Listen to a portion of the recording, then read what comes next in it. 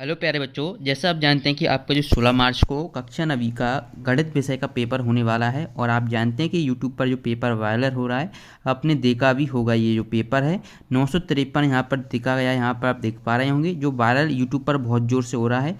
तो इस वीडियो में हम आपके लिए प्रश्न 1 से लेकर 23 तक सभी प्रश्नों की सॉल्यूशन लेकर आ चुके हैं। आप देख लीजिएगा, सभी प्रश्न आपको यहाँ पर देखने को मिलेंगे। ये 23वां प्रश्न है, सभी प्रश्नों के उत्तर आपको यहाँ पर मिलेंगे। पूरा क्वेश्चन पेपर ही मैं यहाँ पर आपके लिए लेकर आ चुका हूँ 16 मार्च के लिए, ठीक है। जो आप देने जाएंगे तो एक बार इस पेपर को जरूर देख जाना। यूट्यूब पर ये बहुत ज़ोर से वायरल हो रहा है।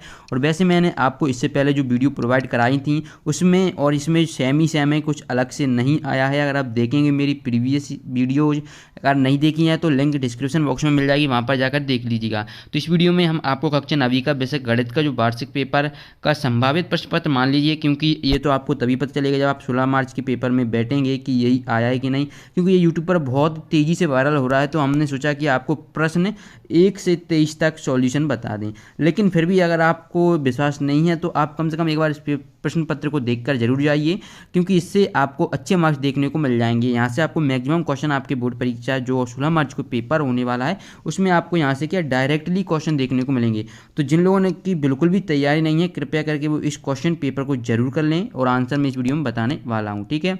तो पहला क्वेश्चन देखिए, दी गई आकृति में छायांकित भाग भिन्न के रूप में होगा। तो देखिए बच्चों, यहाँ पर देखिए ये एक सर्किल है, आप यहाँ पर देख पा रहे हैं। इसको 4 भागों में डिवाइड किया गया, इसमें से एक भाग क्या है, कट किया गया है। तो यहाँ पर क्या देखिए, टोटल 4 भाग है, इसमें से एक भाग कट किया। तो इसे हम किस तरीके से लिखेंगे, 1/4 के रूप में लिख देंगे, ठीक है। पहले का आंसर इस तरीके से कर लेना। अगर मान लीजिए बच्चों अगर इस तरीके से नहीं आया तो इस तरीके से आ सकता है। आपको ये आयत दे देगा, फिर इसमें से 6 भागों में काट देगा और यहाँ से ये 2 कट कर देगा, तो इसका 2/6 आंसर आ जाएगा। तो इस तरीके से करना है, यानी कि जितना भाग है उसको नीचे लिखना है और जितना कवर या कट है उसको ऊपर लिखना है। ये थोड़ा चेंज होगा लेकिन इतना ही आएगा। इन्हीं में से आपका 2 में से एक क्वेश्चन बन जाएगा।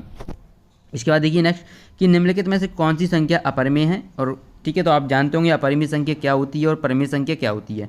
तो कि परिमेय संख्या क्या होती है, जिसे हम p/q के रूप में लिख सकते हैं, और जिसे नहीं लिख सकते उसे हम अपरिमेय संख्या बोलते हैं। तो बच्चों जब आप यहाँ पर देखेंगे तो देखिए ये प्लस माइनस कट जाएगा, 3 है तो ये परिमेय संख्या है आपकी। ये 2/√7 और भाग में 7/√7 है, कुछ इस तरीके से देखिए 2√7/7√7 है ना।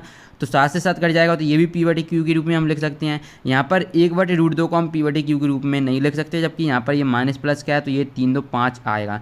तो ये ऑप्शन सी आपका बिल्कुल सही रहेगा, ठीक है। अगले प्रश्न की ओर बढ़ते हैं। शून्य बहुपद की घात होती है, तो मैंने आपको बताया था शून्य बहुपद की घात या पर एक रैखिक बहुपद की घात कितनी होती है, द्विघात बहुपद की घात कितनी होती है, ये पूछा जाता है। तो मैं आपको यहाँ पर वो भी कवर करवा देता हूँ, क्योंकि अगर मान लीजिए यही नहीं आया तो वो जरूर आएगा। शून्य बहुपद की घात परिभाषित नहीं है, ठीक है। रैखिक बहुपद की घात पूछेगा तो आप क्या लिखेंगे, 1 होती है। द्विघात बहुपद की घात पूछेगा तो कितनी लिखेंगे, 2 लिखेंगे। और त्रिघात बहुपद की घात पूछेंगे 3 लिखेंगे, ठीक है। इतना कर लेंगे तो आपको यहाँ से एक अंक 100% देखने को मिल जाएगा, ठीक है। चलिए अगले क्वेश्चन की ओर बढ़ते हैं, कि बिंदु -2 -3 किस चतुर्थांश में स्थित है। अगर आपको चतुर्थांश के बारे में फुल नॉलेज है कि इसमें सभी जो प्लस प्लस के रहते हैं, इसमें फिर क्या होता है कि माइनस प्लस रहता है, इसमें माइनस माइनस रहता है और इसमें प्लस माइनस रहता है। अगर इसकी नॉलेज है तो आप किसी भी बिंदु का निर्धारण कर सकते हैं। अगर यहाँ पर चेंजेस भी आएगा तो आप कर देंगे, क्योंकि यहाँ पर दोनों ही माइनस माइनस के हैं और यहाँ पर माइनस माइनस आता है। तो ये देखिए पहला क्वाड्रेंट, दूसरा क्वाड्रेंट और थर्ड क्वाड्रेंट, यानी कि तृतीय चतुर्थांश। तो ये आपका तृतीय चतुर्थांश आंसर हो जाएगा। अगर यहाँ पर 2, -3 देते तो यहाँ पर पहला प्लस का है, ये देखिए ये प्लस का है, दूसरा माइनस का है, ये यहाँ पर दूसरा, तो ये चौथे चतुर्थांश में आ जाएगा। संख्या चेंज होगी तो आप कर लेंगे अगर आपको नॉलेज है तो। चलिए अगले क्वेश्चन की ओर बढ़ते हैं। ax + by + c के रूप के समीकरण को कहते हैं, तो हम क्या कहते हैं, तो 2 चरों वाला रैखिक समीकरण कहते हैं इसको, ठीक है। तो जो यहाँ पर आप देख पा रहे हैं x और y 2 चर हैं, जबकि c के कांस्टेंट है, तो यहाँ पर 2 चरों वाला रैखिक समीकरण बोलते हैं। इस तरीके से आप इसका आंसर लिख दीजिएगा। चलिए यहाँ पर अगला प्रश्न देखते हैं। रिक्त स्थानों की पूर्ति करना है। यहाँ पर 7 आपके ऑब्जेक्टिव पूछे जाएंगे खाली स्थान में। 3/5 में 1/5 को घटाने पर प्राप्त होगा, तो ये कितना प्राप्त होगा। ये आपका 3/5 है, 3/5 में से 1/5 घटाएंगे तो कितना आएगा, 2/5 प्राप्त होगा। तो यहाँ पर बच्चों आपको क्या लिख देना है, 2/5 आपका आंसर हो जाएगा। अगले प्रश्न की देखते हैं। एक मोटरसाइकिल की कीमत साइकिल की कीमत से 10 गुनी है। यदि मोटरसाइकिल की कीमत 60,000 रुपये है तो साइकिल की कीमत कितनी होगी, तो ये कितनी होगी, 6,000 रुपये होगी, क्योंकि वो इससे 10 गुनी है। जब हम इसमें 10 इंटू करेंगे तो यही आपकी वैल्यू आ जाएगी। अगले क्वेश्चन की ओर बढ़ते हैं। संख्या r को परिमेय संख्या कहा जाता है यदि p/q के रूप में लिखा जा सकता है, जहां पी व क्यू क्या है, पूर्णांक हैं। पूर्णांक का मतलब क्या होता है, पूरा अंक। जैसे 1 2 3 -1 -2 -3, ये क्या पूरा अंक है। ये 4/5 ये पूर्णांक नहीं होगा क्योंकि ये बटे में आएगा, मिश्र भिन्न में बन जाएगा। अगले प्रश्न की ओर बढ़ते हैं। बहुपद में चर की घात सदैव होती है तो ये की पूर्ण संख्या होती है। अभी मैंने बताया था ये बहुपद है तो इसमें हमेशा इस तरीके से नहीं मिलेगा देखने को, पर ये क्या एक बहुपद नहीं कहलाएगा। यदि x की पावर 2 है, 3 है, 1 है तो वो बहुपद है। निर्देशांक तल में x अक्ष और y अक्ष के प्रतिच्छेद बिंदु क्या कहते हैं, मूल बिंदु कहते हैं। और 100% यहाँ से पूछे जाते हैं मूल बिंदु के निर्देशांक कितने होते हैं, तो 0,0 होते हैं। अगला प्रश्न देख लीजिए कि दो चरों वाले रैखिक समीकरण का आलेख होता है तो ये एक सरल रेखा होता है। जब दो किरणें एक ही अंत बिंदु से प्रारंभ होती हैं तो वो कोण बनता है। तो क्या बनता है, कोण बनता है। इस तरीके से आपको ये वाला प्रश्न कर देना है। इसी से आपके यहाँ से क्वेश्चन पूछे जाएंगे, जल्दी से पढ़ लीजिएगा। ये मैंने पहले भी बता दिया था, फिर भी बता देता हूँ। जब आप 0.45 प्लस 0.25 करते हैं तो ये 0.70 आएगा आपका। इसका हम इंटू करेंगे तो ये कितना आएगा आपको, 10 आ जाएगा, ठीक है। और जब 42.64 को हम 0.36 से ऐड करते हैं तो ये 43 आएगा।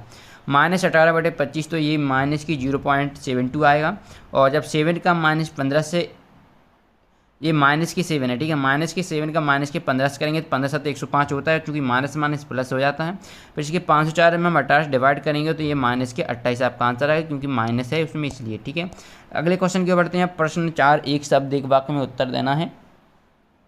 पहला ही देख लेते हैं क्या दिया गया है कि मोहन के पास 157 रुपये हैं तथा सरला के पास 72 रुपये हैं, ठीक है। देखना क्या पूछा है क्वेश्चन में। और मोहन के पास सरला से कितने अधिक हैं, तो जब 157 से 72 घटा देंगे जो बचेगा 85, वो इतने रुपये अधिक हैं, ठीक है। 85 रुपये अधिक हैं किसके, मोहन के पास सरला से 85 रुपये अधिक हैं, इतना आपको लिख देना है। त्रिभुज एबीसी में बीसी आधार तथा AB शीर्ष लंब है तो त्रिभुज के क्षेत्रफल को सूत्र के रूप में व्यक्त कीजिए। तो सूत्र ये होता है 1/2 BX × AB, ठीक है। चलिए इस प्रकार से कर लीजिए। अब अगला क्वेश्चन देखिए, सर्वांगसम आकृतियाँ किसे कहते हैं। वे आकृतियाँ जिनके आकार और माप समान होते हैं उन्हें हम सर्वांगसम आकृतियाँ कहते हैं।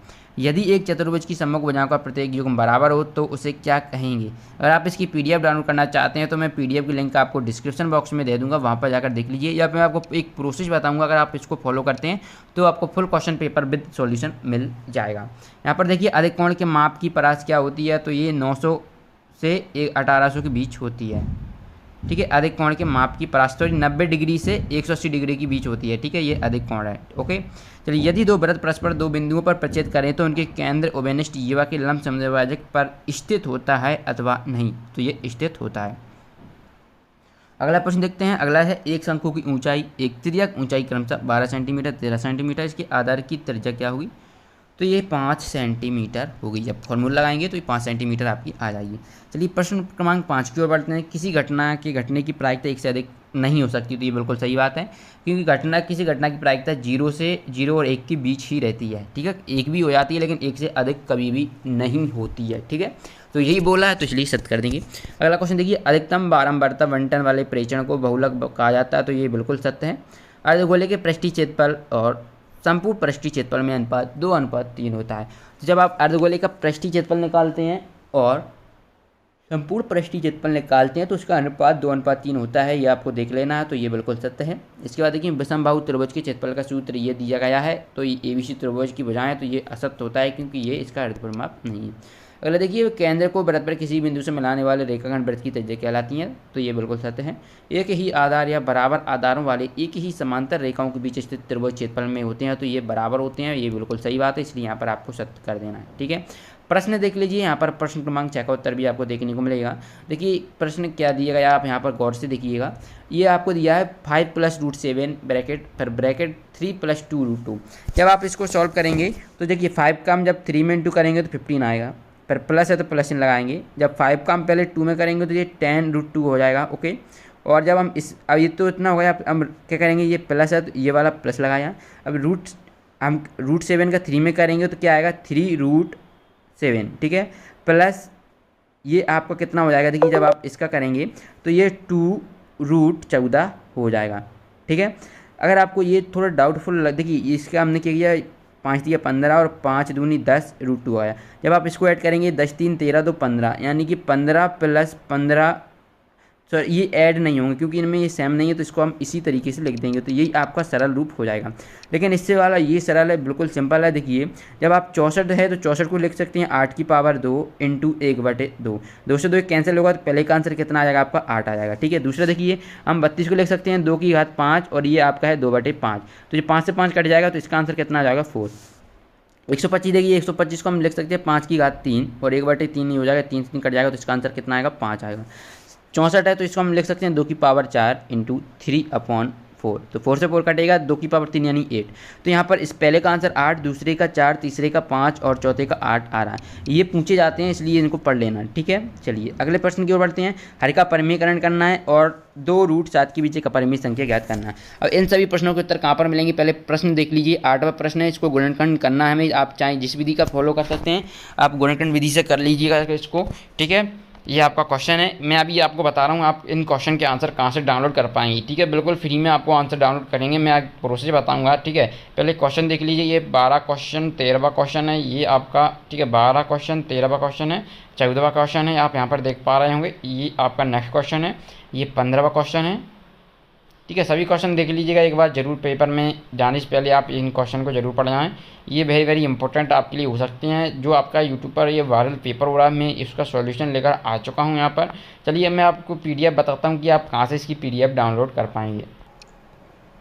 पेपर डाउनलोड करने के लिए आपको गूगल ओपन कर लेना है। जैसे ही आप गूगल ओपन करते हैं तो आपको यहाँ पर कुछ नहीं करना है, सिंपली ये सर्च करना है MP board 9th math paper 2022 SK teach लिखना है ज़रूर। यहाँ पर लास्ट में अगर आप SK टीच लिखेंगे तभी आपको PDF मिलेगी। जैसे ही आप सर्च बॉक्स पर क्लिक कर देते हैं तो देखिए यहाँ पर हम कर देते हैं ये आपका है, और यहाँ पर हमने जैसे सर्च पर क्लिक किया तो यहाँ पर MP बोर्ड 9th वार्षिक पेपर 2022 की जितने भी हैं यहाँ पर आपको देखने को मिल जाएंगे। आपको क्या करना है, नीचे स्क्रॉल कर लेना है। ठीक है, जैसे ही आप ये नीचे स्क्रॉल करेंगे यहाँ पर आप देख पा रहे हैं, तो आपको नीचे स्क्रॉल करते जाना। यहाँ पर आप देख पाएंगे ये 9th आपका मैथ का है। यहाँ पर जैसे ही आप इस पर क्लिक करेंगे तो आपको यहाँ पर पेपर देखने को मिल जाएगा। तो यहाँ से आप इसका पेपर डाउनलोड कर लीजिए। वीडियो पसंद आए वीडियो को लाइक कर दीजिए। अभी तक अपने दोस्तों के साथ इस वीडियो को शेयर नहीं किया तो जल्दी से शेयर कर दीजिए। मिलते हैं नेक्स्ट वीडियो में।